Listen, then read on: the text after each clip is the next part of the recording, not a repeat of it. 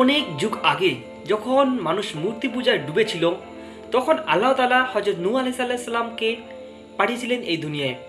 আল্লাহ তাকে নূহ ও জ্ঞান দিয়ে সম্মানিত করেন আর তাকেই নূরিন উপাধি দেওয়া হয়, অর্থাৎ আল্লাহ তাআলা তাকে নূরিন নামে অধিকারী করেন। নূহ আলাইহিস সালাম বলেন, হে আমার জাতি, একমাত্র আল্লাহর ইবাদত করো, তিনি আমাদের স্রষ্টা, তিনি আমাদের রিজিক দান করেন। লোকজন হাসতে লাগলো। লোকে বলতেছে, তুমি কি আমাদের চেয়ে ভালো বুঝো? আমাদের পিতৃপুরুষও এসব মূর্তি পূজা করত। আর নূহ আলাইহিস সালাম এর কথা কেউ শুনল না, বরং তাকে বিদ্রুপ করতে লাগলো।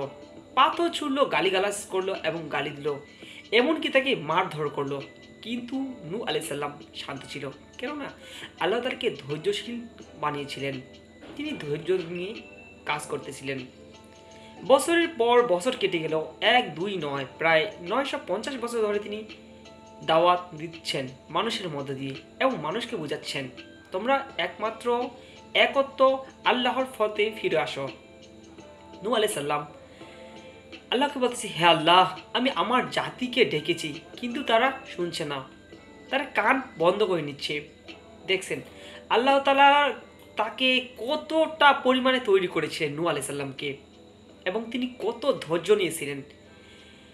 আল্লাহ বলতেছে, হে নূহ, ধৈর্য দান করো, ধৈর্য ধরো, নিশ্চয়ই ধৈর্যশীলদের সাথে আমি আছি।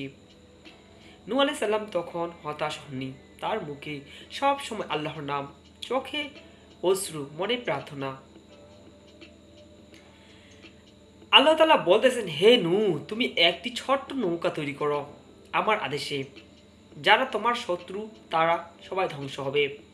এই ঘটনাটি হচ্ছে নূহ আলাইহিস সালাম যখন তার মাতৃভূমির মানুষকে এবং তার অনুসারীদের এবং সেই সময় মানুষদের দাওয়াত দিচ্ছিলেন। প্রায় 950 বছর থেকে তিনি দাওয়াত দিচ্ছেন। মানুষ কোনো ধর্ম গ্রহণ করতেছেন না, তারা বিভিন্ন পাপাচার কাছে লিপ্ত থাকতো। তখন আল্লাহ তাআলাকে তিনি বলতেছেন, হে আল্লাহ, আমি আর পারতেছি না, এরা সব সময় খারাপ কাজে লিপ্ত থাকতেছে, তুমি একটা কিছু করো। তখন আল্লাহ তাআলা নূহ আলাইহিস সালামকে বলতেছে, হে নূহ, তুমি একটি নৌকা তৈরি করো আমার আদেশে, যারা তোমার শত্রু তারা ধ্বংস হয়ে যাবে। নূহ আলাইহিস সালাম নৌকা তৈরি শুরু করলেন এবং তার তিনি জাতির লোকেদের বলতে শুরু করলেন, তোমরা সবাই আল্লাহর প্রতি ফিরে আসো, না হলে তোমরা উঁচু স্থানে যাও, না হলে এখানে এমন একটি বন্যা শুরু হবে, তোমরা সবাই ডুবে মরে যাবে। তার জাতির লোকেরা তাকে নিয়ে বিদ্রোহ করতে শুরু করলো। তারা বলতেছে, চারিদিকে খরা আর খরা, এখানে কিভাবে বন্যা আসবে, এত পাগল হয়ে গেছে সত্যি সত্যি। তার জাতির লোকেরা তাকে নিয়ে হাসি ঠাট্টা শুরু করলো। লোকজন হাসতে শুরু করলো। আল্লাহ বলতেছে, হে নূহ, মরুভূমিতে নৌকা বানাচ্ছ, এখানে কি সমুদ্র আছে?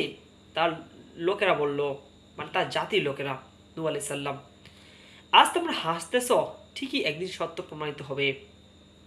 অবশেষে সেই দিন এলো, আকাশ থেকে প্রবল বৃষ্টি নামতে শুরু করলো, মাটি ফুঁড়ে পানি উঠলো, পুরো পৃথিবী জলে ঢেকে গেল। নূহ আলাইহিস সালামের বিশ্বাসীগণ, যারা নূহ আলাইহিস সালামকে মানত, তারা বলতেছে, হে নূহ, আমরা কি করব?